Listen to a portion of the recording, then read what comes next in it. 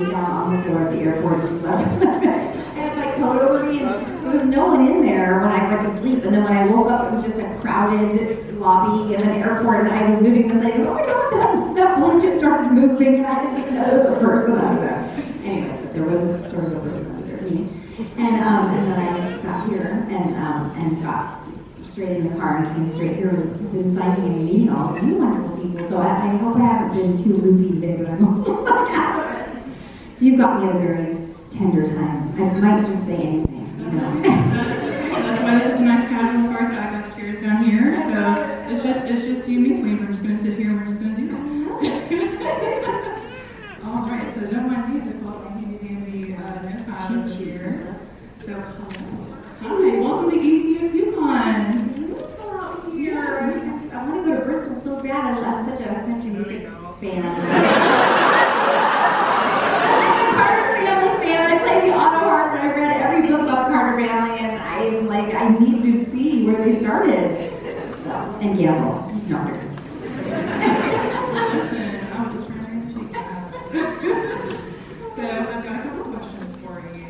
So obviously everyone listening in this room right now, because you have impacted their childhood. People have sat here and they watched you on either Cartoon Network or on Nickelodeon. I know me personally, what I had done over the years is I used to sit there with my VHS tapes, if these people remember VHS tapes, and I used to record all of the episodes of Fairly Odd Parents. I love twerk. That was always the thing. That was like my babysitter, because TV was always my babysitter when I was growing up, and I know for a fact that you're millennial or Gen Z, that usually tends to be the thing. Yeah. So, my first question is that you have stated that Azula and Daphne have been your favorite characters as boys, but what are some unexpected favorites that you have done? I played a character called Queen Moon on Star Wars before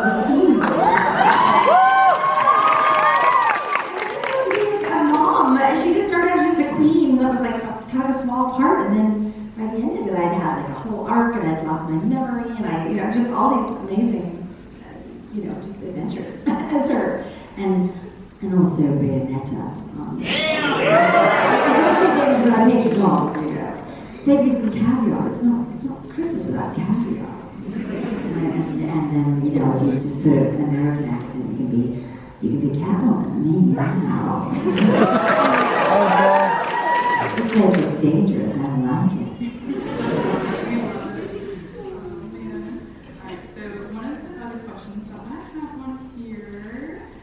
What is your favorite media to watch, and does it contribute to your voice acting in any way?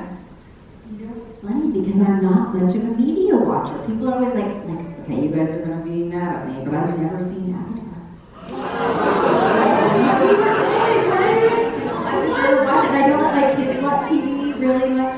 They've seen a little bit of Scooby-Doo, the one episode that I was like, they actually animated my character in. The only time I ever let them watch a movie, any kind of thing is when they said, great, you've got a new press tomorrow, so you have to watch this thing so you know what you're talking about. And I'm like, guess what, you guys, it's going to be movie night. And they get so upset and they popcorn for me. But I like a hippie mom and I don't watch anything. Poor little thing. They're going to grow up and just watch it 24/7.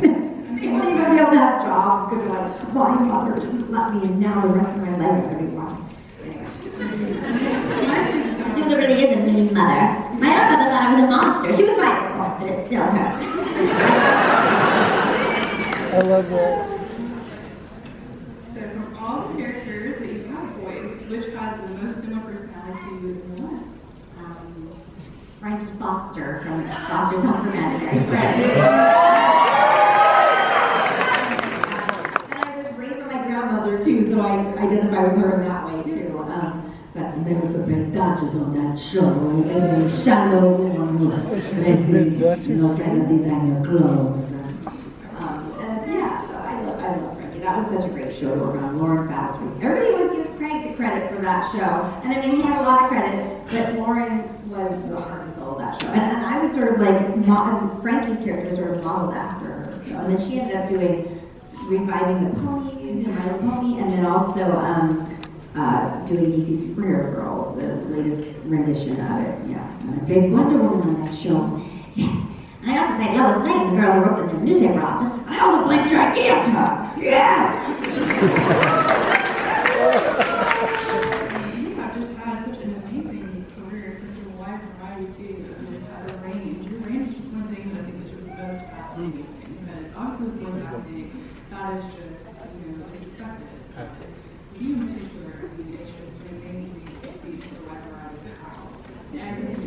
all about budget because they were cheap. Everybody's cheap. People are like, why are you in everything? I'm like, these people are cheap. And they only have a little bit of money, and I can do a lot of characters for the same amount of money. So, like, on Loud House, you know, I started out with the three sisters. So I play Lola, winning all the beauty pageants, and I play Lana, her sister, who like works on the cars and stuff.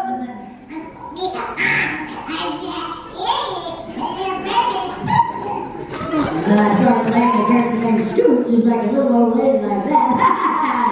That was funny. And then I started playing Cheryl, who works in the office with Principal Huggins, and you kids better get in on in here. You're in trouble, sugar. And then I started playing Mrs. Bernard, the acting teacher, who's very, very dramatic. And I also play one of the little boy's mother, who's very into like UFOs and all kinds of things. She's very, very nervous all the time. She just thinks that the UFOs are taking over everything. And just so many characters on that show. So it's all because they were like, oh, great to do it, and we'll save ourselves some money. I would love to be able to pop in your brain just for a second so I can see, like, if you constantly sit there and do all these voices in your head, like, while you're sitting there doing, like, all these, like, all these thoughts. I have ADHD pretty bad. It's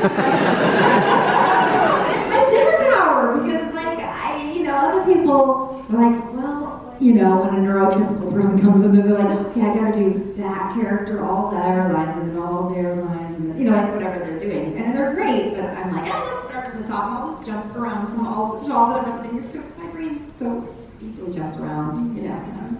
Fantastic job, honestly. Yeah. We haven't started talking about, you know, the palace across the street or anything just yet, so listen, we're staying on topic. I think you're doing great.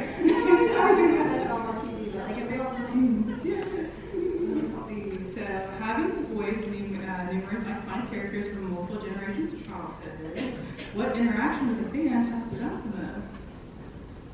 Well, it is interesting to see like parents come who like they're like, we love you because I've been doing Daphne for 23 years, so they'll say like, you know, we loved you, we grew up watching you as our Daphne, and you know they're probably like 35 or something, and then their little girl are like, she loves Miss Chalice on Cuphead, and you know, I'm like, oh, you know, I'm like, yeah, turn on the charm, dance across a rainbow, you know. It's kind of fun to have the whole family, you know, for different things. And I'm still doing Daphne, so we still do new Scooby things all the time. I keep waiting for it to end. It's funny because my kids don't watch TV, you know. My 16-year-old, when he was like maybe 5, he saw Scooby-Doo, like a cutout of Scooby-Doo, and he was like, I like that dog. And I was like, yeah. I was like, that dog is not liked by a lot of people. So I was like, it's so funny how like his brain just knew like that's something people are gonna really like or have. I don't know, but he had no idea. He also saw Darth Vader once. He's like, I like that big guy with the hat that comes down. And I was like, yeah, a lot of people like that too. You've got good taste in. And I thought he should have been like a test audience or something to see what's really gonna work. Yeah, I like that you're slowly trying to convert him to the dark side. I know.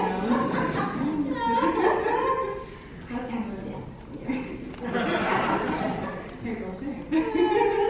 How does it feel to see people cosplay characters you have voiced? I've seen a couple people around the con today actually being able to do that from the industry. Like all the best pictures of people being I love it. I started cosplaying a little bit. Like, you know, I mean, I got a really beautiful Zula costume that I'm gonna do pictures in June. And the woman did just an incredible job. I'm Fire Lord, as I'm cosplaying as Fire Lord, which is what I should have been all along. It's about my dream of being Fire Lord forever. And I made her to be kind of down. Like, my wig is awesome. Those wigs are expensive, man. Phew. I thought, like, what could it be, $50? Or like, what is it? $500? And then I love Catwoman. I love Julie Newmar as Catwoman. And so I had like, this guy just makes these incredible costumes, and he made me a Julie Newmar Catwoman costume out of the original fabric that they use and the original pattern they use. It's awesome. I took some pictures, you can see them on Twitter. I bragged about myself. I'm going to Twitter to see a retweet that says at ETSUcon. This is what I was talking about. I was like, I have to look at her today. Yeah, I love cosplay, and I love to see what people do. People that make their own things, it's just So, Gray, just as a general question for some people that are in the audience that this might be their first ETC part is interacting with you, so how long have you actually been voice acting for? Wow, I've been annoying since I was really little. I've been a real one, just for my family, since I could talk. I was just always doing strange voices. I think they just thought like she's a little different, you know. I used to like stand by like shaking my hands. My grandmother would stop doing that. It's embarrassing. That's when I was like, I'm going to like pretend like I don't really want to be shaking my hands right now. So I would just do all kinds of different little voices. And if I would hear something, I would immediately do it. I remember being in a restaurant and this lady just had an interesting laugh. She was like, ah! I was like 7 or whatever. I was like, ah! My girl just wanted to die. Strange, fun little kid. I have 3 strange, fun little kids now too. So I'm ready for them. But yeah, and I got really excited. I'd go.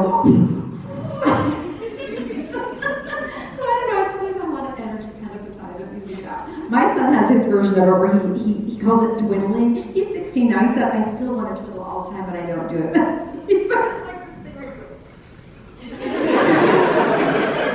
Sometimes you're so excited because nothing's going to scratch that itch. Like, so I've been there.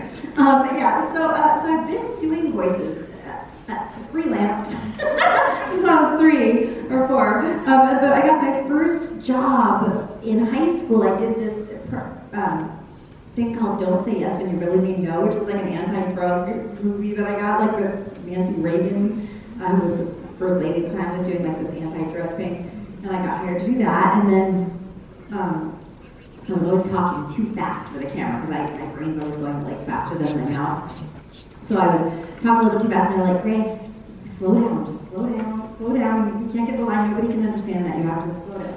So, but then they were doing these commercials for this thing called Caboodle's Beauty Organizers. You know, they still have them. I think they still have them, like these plastic, like, makeup pieces. Yeah. So they were doing like commercials for those, and this guy said, we can't find a teenage girl who can talk fast enough for this commercial. And the guy goes, I got a girl, she's in this movie, and she talks about too fast. So they brought me down there, and I was like, this is, we didn't have a lot of money, and I made so much money in like an hour. I was like, oh, I gotta do this. Like, you know, I bought my car. I bought a car. It was a really crappy car, but I bought a car with that money. It was like $800, and you know, that was like a whole summer's worth of, like a whole summer job. Yeah. You know. Anyway, so I bought this 1965 Mustang that had rats living in it.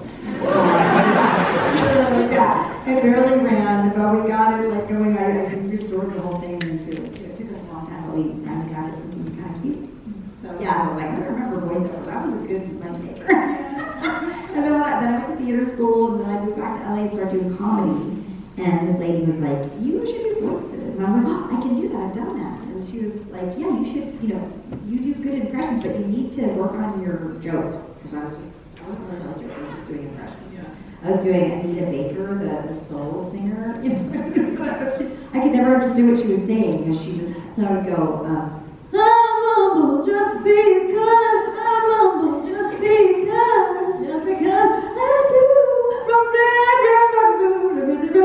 I do. I would just do like I go, I'm not going to do the Wizard of Oz. Now I'm going to do this one, and I would just do impressions and no jokes. So Lily's like, write some jokes. Maybe you do some cartoons while you're writing some jokes.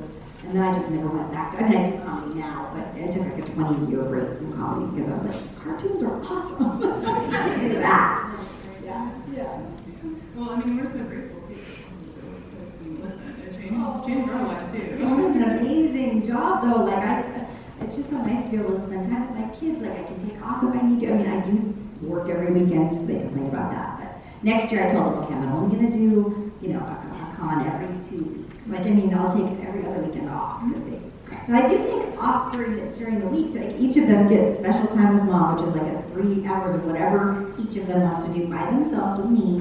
You know, so I don't have much of a social life, but they're the most important thing right now. So there's enough time for stuff later. Well, I mean, so that's really interesting because, you know, like I'm a mom, and I have a 4-year-old, and so, you know, there's always that hard balance between trying to find, you know, that balance between motherhood and professionalism.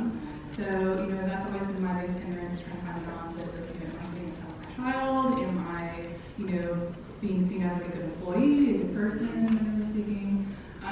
so how do you find that balance between being a mom and then also making your marginal? Well, thank goodness at the stage of my career where people really, really want to work with me, because when you're starting out, you have to just kind of do whatever anybody asks you to do, I mean, I did. No, I didn't. No, but I mean, my kids really wanted to go bowling once a week, so I told my agent, look, on Thursdays, I'm going to pick them up from school, and we're going to go bowling every week, so we go bowling every week, all three of us. My 16-year-old's kind of over it now, but the little ones, they still like to go bowling, but we actually do an activity, all of us, once a week, and then we have a little game night, but that's after. On Tuesdays, we play Uno and stuff. And then each of them, my oldest is an artist. If you follow him on Instagram, Tex Hammond, TEXHAMMOND. He's amazing. It's really, really good art. He sells it all over the world. It's not cartoon stuff. It's Picasso or something. but he loves to go to galleries. He loves to go to, so we'll go do that kind of stuff. And then my 8-year-old, he just loves to cuddle and tell stories or do songs. Or my daughter loves to play. She'll strum the autoharmonize, sing, or she'll take up a song and I'll play too. So, do all the stories, stuff like that. But, or go, maybe going to my little one, she likes to go to Claire's. Go to the mall and go to Claire's jewelry. Get little. Is she a squishball? What? I'm sorry, is she a squishball person? Squishmallows? Oh, right. Listen, we're about to watch Squishmallow. On my faculty advisor is looking at me, shaking my head, and shaking his head. A squishmallow.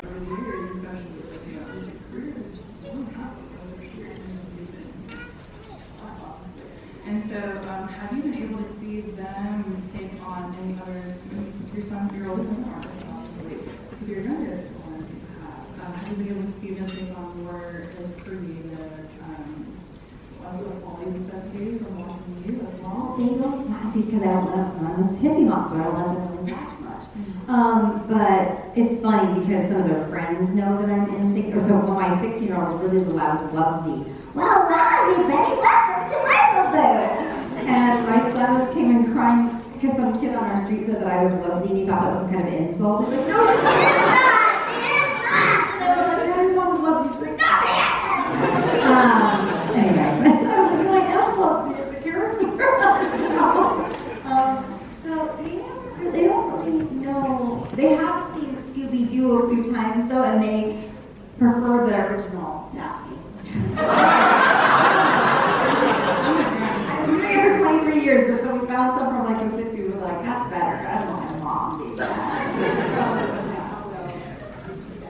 But I mean, they are very creative. My daughter makes up stories all the time. Her teacher goes, we do story time, and if I get stuck telling the story, Posey always chimes in there and is like, wow, this happened. Or we do stories where we all tell stories of families, so I'll start it, and then I'm like, and then, to the next, person, and then they go, and then he turned into this giant grape, and everything he rolled over the earth, and then, and then it exploded everywhere, this grape jelly, just weird stuff. How we all tell the same story, so it's really good for creativity. I mean, I'll play instruments. Yeah.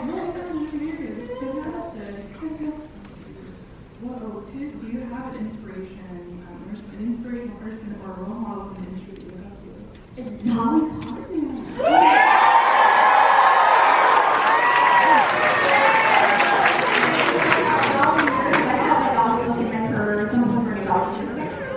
I mean, I've read every book, I've listened to every podcast, and I just covered her song Down from Dover. It's amazing. It's such a good song. I don't know if you know it, about this woman that gets pregnant and she keeps expecting her, boyfriend to come back down from Dover and he never does again. And then she has a baby that doesn't live. And she's like, I guess in some strange way she never had a father's arms to hold her. And I was raised on me was a coming down from Dover. Yeah, I just love this song. Too, but I mean, she was saying that was one of her best songs and nobody ever played it on the radio, so I was listening to her interview saying that, and I was on my way to the studio, it was last weekend, and I was like, you guys, we have to cover that song. And so the guys were like, let's do it. And they're like, play it. And I go, no, let's not play it. I'm going to sing it for you guys because I want to do it differently. And I never want to do like a copy of something somebody did, but hopefully she can. But I do. But the real sad thing is that you could sing about like, you know, there was a song called The Knoxville Girl, which is pretty much about a woman being murdered. And it was like a big hit. They could play that all day. But you couldn't, but she said that the radio wouldn't play it down in Dover because the woman was pregnant unwedded. And, you know, I was like, oh, but you could kill her on the radio. So, yeah, so I just wrote, to the tune of Knoxville Girl, I wrote like a revenge ballad where this woman, you know, takes her revenge. Guys, do you think your mom is about DeLisle? Oh, I have never been there, but I want to go so bad. I'm going to be in Gatlinburg this summer, so I'm going to go then. I know it's going to be hot as heck, and when I went down there with my son's dad, he was like, what does it smell? I need that. It smells like monkey bread, I believe, but you can literally smell it halfway across the park. And yeah, there's the people that have their shirts and like they do that outside and then like I'm here to spend the food, it's like I'm here to spend the front. That's what it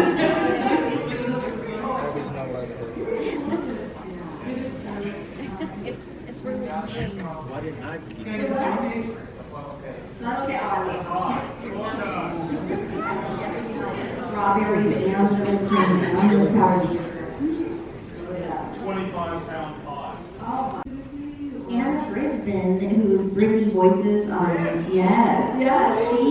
I saw her video, because she did like a little tribute, it was all about me, I was just an ego boost, but she was doing like a tribute to me, and somebody sent it to me, and I was like, oh, she's great! So I said, hey, if you're ever in LA, you know, because at the time I don't know, I think she was like in Pennsylvania or something, but I said, if, you know, if you ever come to LA, I'll take you around with me and show you, you know, my technique, how I audition, and I'll introduce you to people.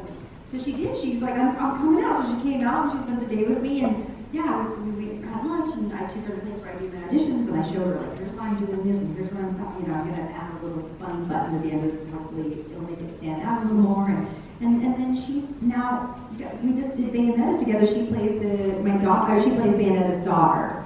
You know, so we got to do our first big project together, and it's so exciting to see where she came from. She's already, you know, she's living in LA now. So.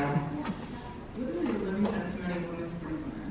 Like, and I love that because, you know, like I feel like thinking is just what we all need. Especially after everything. I mean, pro power. Our house is so feminist that my sons were like, well, my 8-year-old was like, well, because my daughter's really strong and like very capable physically and just like very assertive, and she's like a, you know, kind of dominates the boys. Like even my 16-year-old's like, oh, mom, you know, she's on my head. But I was telling her how strong she was, and my 8-year-old goes, boys are strong too. Like, oh wow, I really kind of shifted things over here. You know, I'm a single mom, so they just see me, you know, and like, you know, like they just, it's just need some testosterone around the top. Well, I would say your first certificate. Well, once you want to do it, a great job, you know. So, just one other generic question on this list. Do you have any tips for beginners that want to do voice acting professionally? Well, I used to say to do improv and to do, you know, I still think that's good advice. Reading aloud as much as you can, doing improv and kind of being funny. Because so many people are so good, and a lot of times I feel like I get things just because I thought of something kind of funny and short to sort of add to the script to just make my audition stand out, which is what I was teaching Brizzy. Because, I mean, I used to, I audition, it's a good thing to do. I never told you this before. But when I was starting out, I interned at a casting place because I wanted to see what they were looking for. And so I killed bugs, and I got coffee, and I was pretty much just the, just runner. You know, just a runner for no money. But I was only there for about a month, but I learned, oh my gosh, it was an invaluable experience because, and there was so many, that's how I learned about being funny and just putting that little extra thing in because we listened to a ton of people and the lady was like, got it. And I was like, that last person was just as good as everybody else, but that little funny thing that she put on there was like, just made me remember her. And I thought if I had to pick one, I'd just pick her because she'd make me laugh. And she's like, Trust McNeil. And Trust McNeil is like The Simpsons, and she's just incredible. She's Dot on Animaniacs. Yeah, she's a legend. But she was, I was just a baby, and she was like, probably really younger than I am now, but like, she was in the thick of her career, and she's like, she's amazing, Trust McNeil, and I was like, wow, I'm just such a fan of her. And she did say a really funny thing, and then afterwards, I didn't say a funny thing every time I auditioned, but I got like 80% of the things I was like, some people are just afraid to speak out. I think you need to stand out a little bit, because otherwise everyone's great. Like there's so many good people. That's why also listen to the top 10 best people in your category, like who you think is sort of your type. And if you're as good as them or better, then put a lot of effort into doing this as a career. If you're not quite as good, don't waste your time because it's just so competitive. It's hard because I don't want to kill any dreams, but sometimes I see people spin their wheels and spend tons of money on classes and tapes and everything, and it's just a waste because it's such a cutthroat business. But if you are as good or better than the top 10 people, then you should totally do it because there's always room for somebody who's really good, new people. So, it comes to different variations of media though, because, I've been in voice acting for so long, and we have people like Kira and Alejandro who, focus primarily now on YouTube and Twitch and do those formats. So, would you say that there's a big difference between those and from what you've been used to, or that you've noticed if you've been issues for long? That's what I was going to say. Get followers on social media because I've seen them cast a lot of people because they have a lot of followers. So that was the next thing I was going to say. I used to say just improv, so I got get followers and go on, start making your own content and start, just getting your own following. Because they like to get on bandwagons now. They don't want to build anything new. They just want to get on your thing. Use your thing. Well, a lot of the anime people, I think I've had to try to be really versatile because of the budget. Still, they only pay more in fee to do. They want you to do a lot of different things. They don't have to because they get paid for things. So I think it's not. They do a lot of their own voice because it's natural sounding. It's a lot like a video game. It's like video games, you don't do a lot of characters because they really would rather you sound more like yourself. So I've noticed a lot more natural acting from those actors. It's wonderful. Sometimes I can't be natural. Even my regular personality is too big. Just do your voice. And I'm like, what is my voice? I don't really know. This can be a spot on stage. Yeah, I know. I figure, the creative industry is so cutthroat and I think that it's just because I was in digital marketing for so long, and from digital marketing, painting, graphic design, voice acting, everything in between. It is such a cutthroat business. I've always thought the biggest philosophy is always to take the step to take that unnatural step outside your comfort zone to get uncomfortable in order to put yourself in that position where you can move on and put yourself on that rock that takes you to that next place you're supposed to be at. So is that something that's probably close to your philosophy too, would you say, or?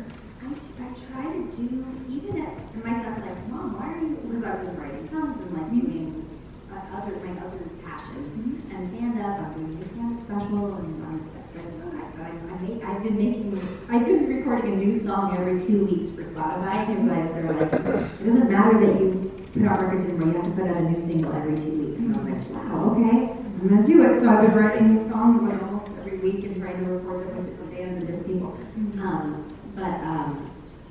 And then doing comedy. My son was like, why are you doing all that? You already have this career. And I was like, because you always have to have the next dream. What's the next dream? Even if I'm older than it, I feel like it keeps you young to have that next thing you want to do. And I just feel like to always be learning and looking ahead, because what fun is it if you're just sort of resting on what you did last week? Absolutely. So some of the questions that I just want to know, that people also want to know, is